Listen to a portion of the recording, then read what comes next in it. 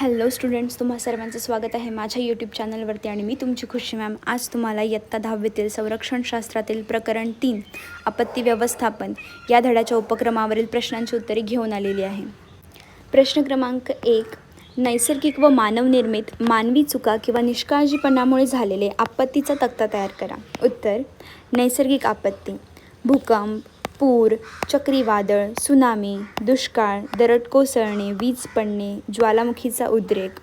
मानवनिर्मित आपत्ती: औद्योगिक दुर्घटना, रासायनिक वायू गळती, आग लागणे, दहशतवादी हल्ला, बॉम्बस्फोट, रेल्वे रस्ते अपघात, तेल गळती, इमारत कोसळणे. प्रश्न 2. इंटरनेटच्या सहाय्याने भारताच्या भूकंप प्रवण क्षेत्राचा नकाशा पहा. भारताचा राजकीय नकाशा घ्या आणि त्या नकाशावर भूकंप प्रवण क्षेत्र काढा आणि स्पष्टपणे वेगवेगळ्या क्षेत्रांची मांडणी करा. तर इथे मी तुम्हाला एक इमेज तयार करून दिलेली आहे. भारताचा भूकंप प्रवणता नकाशा.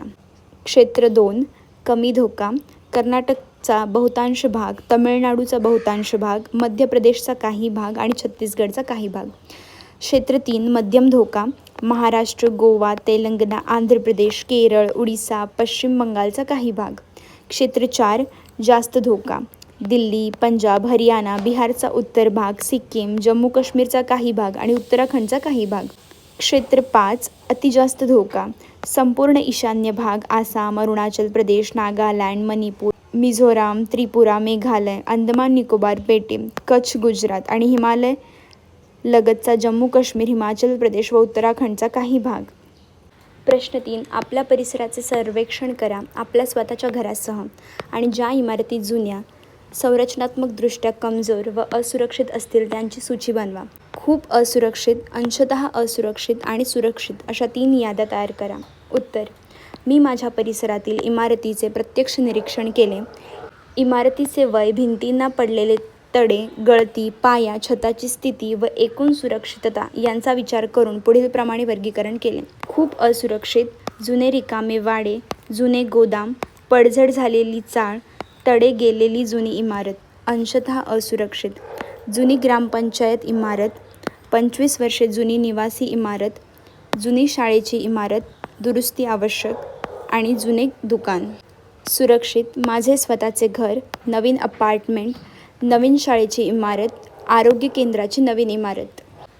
4. प्रथमोपचार पेटीतील आवश्यक वस्तूंची यादी करा.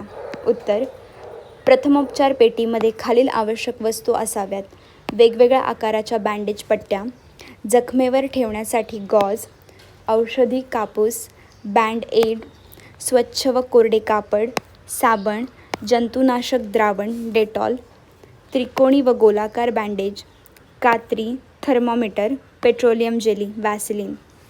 तर इथे आपल्या सर्व उपक्रमावरील प्रश्नांची उत्तरे झालेली आहेत. व्हिडिओ आवडला असेल तर चॅनलला प्लीज सबस्क्राईब करा, व्हिडिओ लाईक करा, शेअर करा. काय डाऊट असेल तर कमेंट सेक्शनमध्ये नक्की विचारा. भेटूया नेक्स्ट व्हिडिओमध्ये. Thank you for watching. बाय.